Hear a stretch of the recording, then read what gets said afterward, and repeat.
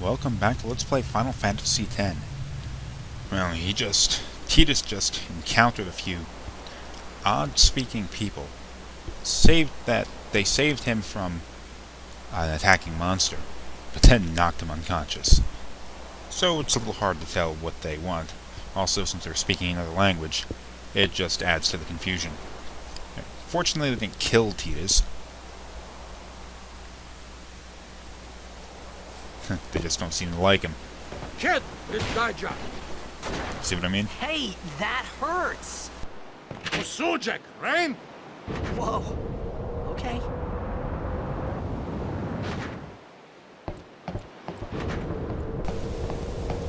Well, there she is. Hey, nurse!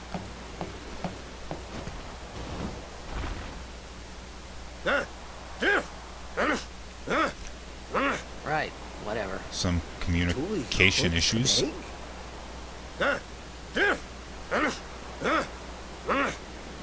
I said I don't understand. Oh, damn. Behd! He said you can stay if you make yourself useful. What? You understand me? All right, I'll work. At least someone speaks English. Now, before we do anything, let's go over here to this save point. We're actually over here. We have an Behd Primer Volume 1. It partially decrypts the language of these people that we're talking to. They're called the Behd. Their language is a sort of more of a encrypted language, like a substitution cipher, where every letter that they're speaking is just a different letter, just with the wrong letter in its place. I'm not describing that very well. Their language is written out. It's basically English, same grammar, syntax, all of that. But they're swapping the letters around, sort of like scrambling the letters about. So look, in that last word there's an A. The A has been translated. We still don't know what the hell they're saying, but we're getting closer. We're getting there. It's gonna be a little while before we can decrypt anything, really. Oh, that guy gave us some potions. Oh, no more. Well, let's go talk over the Almost forgot. question mark girl. Now we're going to go over the sphere grid. The sphere grid is, in Final Fantasy X, the equivalent of leveling up. You gain sphere levels, rather than just character levels. Yeah, that's a very different concept than what we're used to. Because in the old games, you'd hit a level and then you gain like a number of stat boosts. In this game, it works differently, because the sphere grid allows you to take different paths. So you probably, if you play the game like 5 times, each time your characters will develop in 5 different ways, because you have the ability to branch off in different directions and achieve different capabilities and all that kind of thing. In the beginning, we have a very linear motion we can make, but eventually it's going to open up and branch off and be able to do different things. Now, the way you move is by using sphere levels to move across the different spheres. Notice there are 4 highlighted in light blue, and the one in the light blue and white is our current location. You use a sphere level to move across each space. Now, what you want to do is not go too far, but stop on top of one of these symbols. And once you're there, you can use a sphere, which is an item you gain from defeating enemies, to activate that section of the sphere grid. And when you do that, you gain the ability that is located there. Sometimes you'll gain strength, defense, HP, MP, agility, sometimes you gain magic powers or abilities. It's just actually kind of a cool way of leveling up. You just have to be careful that you don't do it wrong, because you don't want to get yourself stuck in a corner and have to waste spheres backtracking across places you've already been to. Also, you want to place yourself into an area where you're going to have a big level of expansion, or you're not going to send yourself down a level you don't really want to take your characters. One cool thing that this allows you to do is sort of mix and match the abilities of your characters with the abilities of other characters. For example, we have Tidus here, and we have the question mark girl, or Orn. Those characters have their own sections in the sphere grid, and say Tidus here, if you play the game long enough and you choose the right paths, you can cross into their section of the sphere grid and pick up a number of their abilities. So you may go and take Tidus and bring him over to sections of another character and sort of turn him more into that kind of character. And later on in the game, when we get some more magic users, as you know we're going to do, you can take the black mages and train them up in the physical abilities and make them physically stronger, that kind of thing. Now look how big the sphere grid was after we zoomed back out. See how big that is. Not too big that you get overwhelmed, but it's going to take a while to get through We it. found some ancient ruins right beneath us. It's not active now, but there should still be some power left. We're gonna go down there and activate it. And then we should be able to salvage the big prize. Mm-hmm. Okay, let's get to work. Roger. I don't know why they need Tidus to help them with this. Maybe it's because they saw he can fight. And we're going to send question mark girl down with him. So she's going to be part of the party now. Just follow the chain. You can go back up to the ship if you want, but we're not going to do that. You're going to see a chain here. There it is. Just follow it down. And it goes to where we need to go.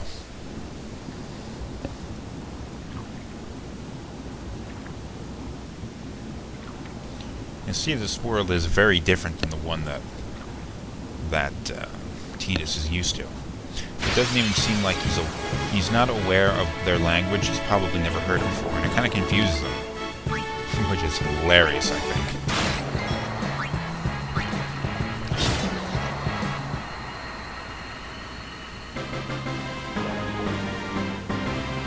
Why do they not need to breathe?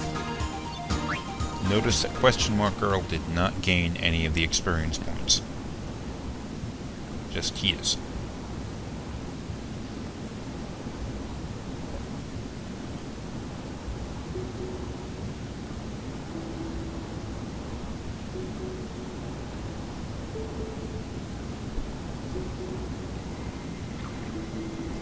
Here's a save point. You can go down there and take care of that.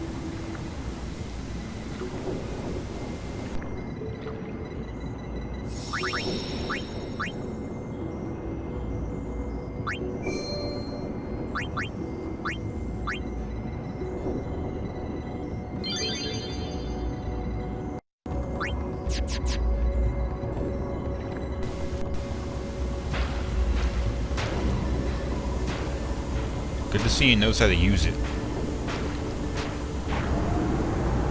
Now this kind of stuff seems a little bit more like the Xanarkin technology we've seen. The architecture and the design of Xanarkin. It doesn't look like everything's made out of stone. There's electronics here, there's metal. And evil fish.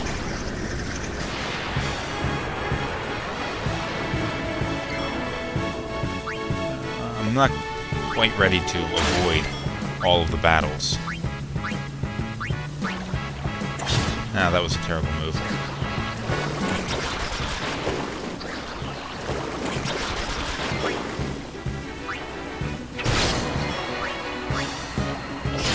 Overkill.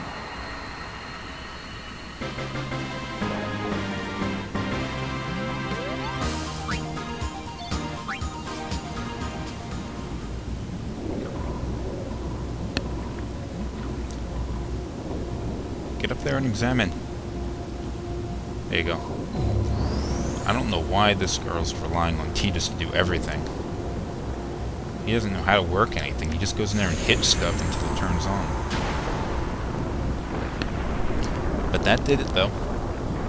He had to go down there and sort of activate the, I guess, backup power or something for this facility. And I guess it does sort of make sense why they would send Tidus down there as well, rather than just sending Question Mark Girl. Because we're going to run into monsters like this, and she can't fight them off on her own.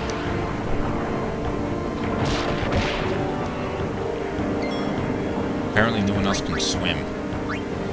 It's kind of a big thing because neither of these two characters seem to have any sort of breathing apparatus. Here's another boss. This one is a little different than the ones we fought before. Because once we deal some damage, we'll see that in a few seconds.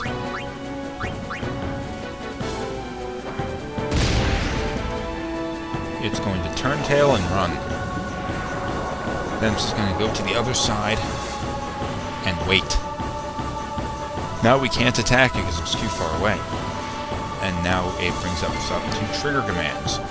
Trigger commands is like a very specific command for whatever the case of the battle. In this case, all we can do right now is stand by.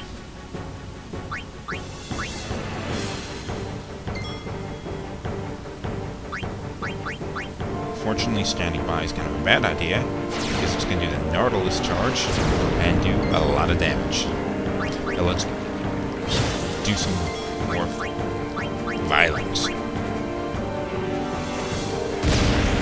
Question Mark Girl also has the ability to steal. I have already done that. Took that grenade that I just hit the squid with. Now what we can do is the pincer attack. Pincer attack will send both characters around to the other side and surround this thing. But I'm going to make the mistake of doing standby again. And get our asses handed to us when we get hit.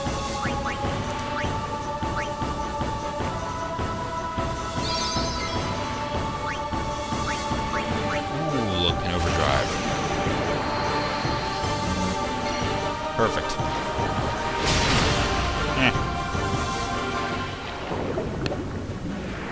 And there it goes again to the other side because we dealt enough damage. Now let's do the pincer attack.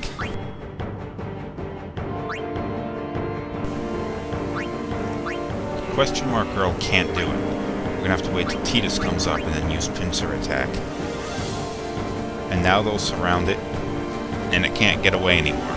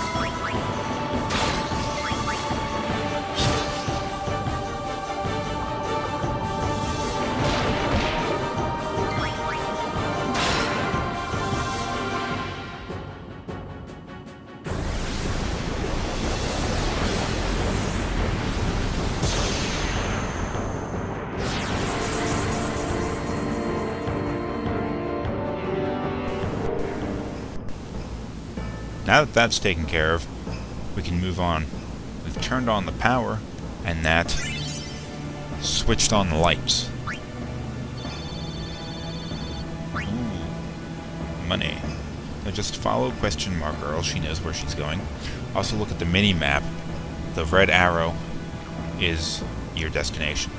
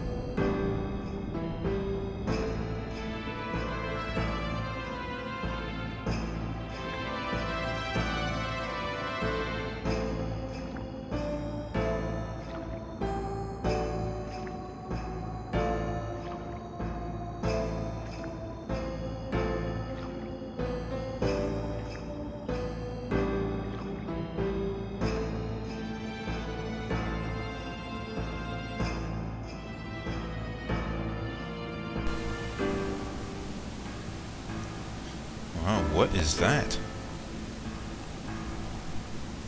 Some kind of old... something. That's what they're after? They're salvaging that?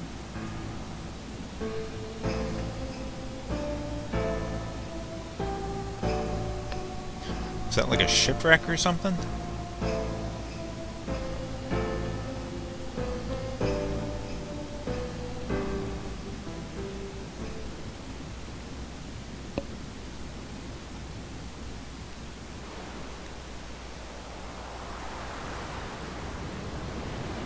Meanwhile, back on the surface.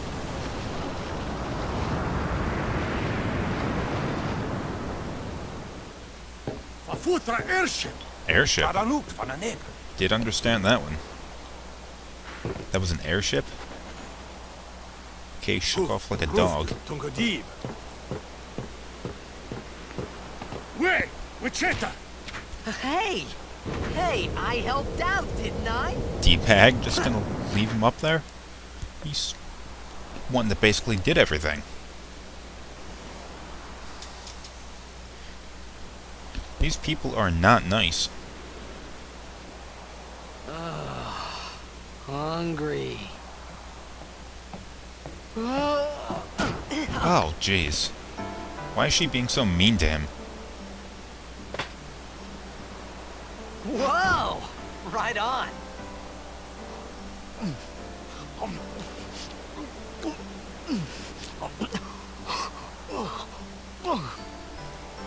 Such a gentleman. Hey!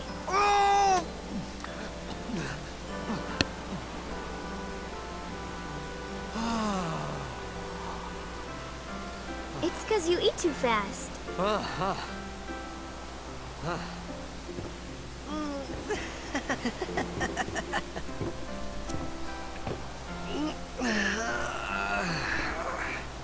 Hey! Hello there. What is your name? Riku? Whoa! You really do understand. I thought that was already established. That she understood him. Well, at least we now have a name. Riku. Why didn't you say so earlier? I didn't get a chance to. Everyone thought we were a fiend. We? We? Oh, we means you.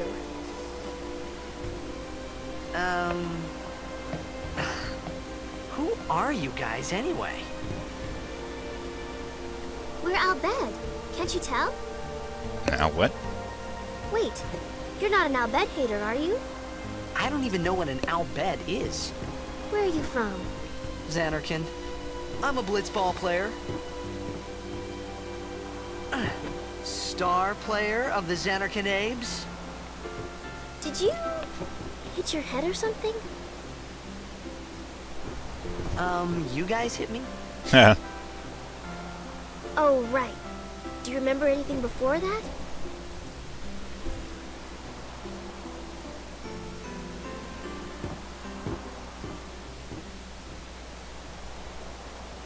So I told her everything there was to tell about Xanarkin. About life there, Blitzball, and Sin's attack. And about how Aaron and I were engulfed in this light. I just said things as they came to mind. But then I started to wonder.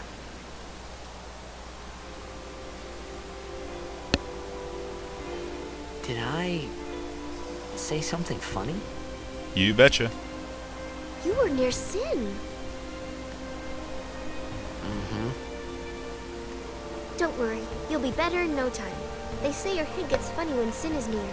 Maybe you just had some kind of dream? She thinks he's crazy. You mean I'm sick? Because of Sin's toxin, yeah. You sure? Yeah, there is no Xanarkand anymore. Sin destroyed it 1,000 years ago. Huh? So no one plays blitzball there. 1,000 years? Huh? What do you mean, 1,000 years ago? But I saw Sin attack Xanarkin. You're saying that happened 1,000 years ago? No way! 1,000 years? Jeez. Well, let's go save. 1,000 years ago? When Sin attacked Zanarkand, it pulled him forward in the future 1,000 years? Wow, that's messed up. That basically means everybody he's ever known is dead. Kind of mess you up, wouldn't it?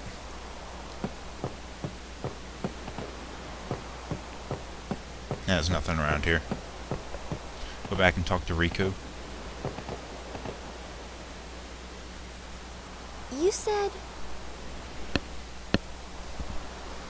You play blitzball? Uh-huh. You know, you should go to Luca. Someone might know who you are, or you might find someone you recognize. Luca? Ah.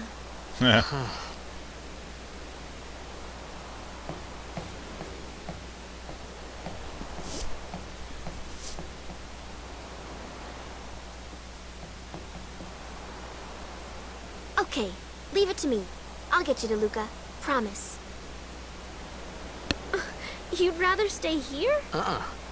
Okay, I'll go tell the others. Wait here. Oh, and one thing. Don't tell anyone you're from Zanarkand, okay? Yevon says it's a holy place. You might upset someone. Yevon? Oh, uh-huh. So Zanarkand had become a sort of holy place because it was destroyed 1,000 years ago by Sin. And there's this Yevon. Apparently that's a religion. My Zanarkand? Some kind of holy place? Yeah, right, I thought. Since when? Yevon? Sin? Luca? I thought Sin just took me to a faraway place. That I could go back in a day or two. But 1,000 years into the future? No way! Whoa, whoa! Oh. Must have kicked that thing hard.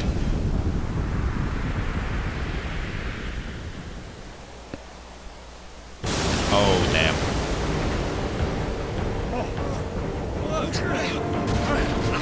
Nice move.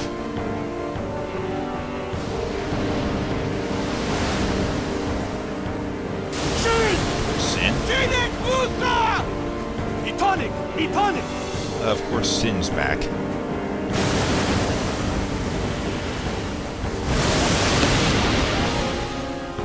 Whoa!